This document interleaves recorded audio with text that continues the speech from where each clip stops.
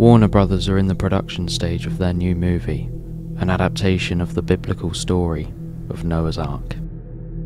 As of 1927, it's one of the highest budget movies, costing a little over $1 million. It stars Dolores Costello and George O'Brien as the leading lady and leading man respectively, as well as Paul McAllister as a minister and as the titular Noah. Michael Curtiz is directing, who would later become one of the biggest international directors of all time, and an Oscar winner for his 1942 movie, Casablanca.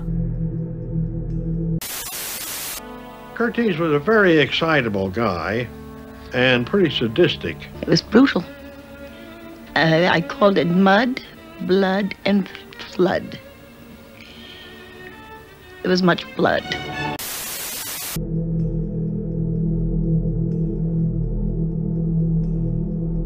Just as it is in the original story, this scene is the big climax of the film and served as a huge spectacle when it was released in 1928. To gain this spectacle, the filmmakers had to ignore the safety of their cast, which some didn't agree with.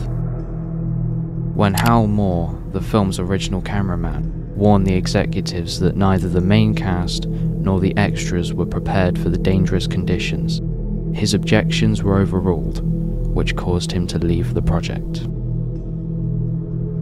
Approximately 600,000 gallons, or 2.3 million litres of water was used for the full effect. This amount of water roughly equates to the amount used for an Olympic-sized swimming pool. During the filming of this sequence, 3 extras were killed by drowning, while many others were seriously injured.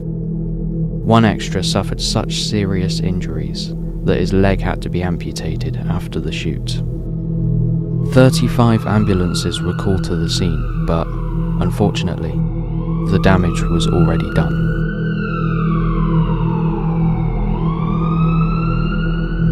In another sequence, the leading lady, Dolores Costello, caught a severe case of pneumonia and almost drowned, scarring her for life.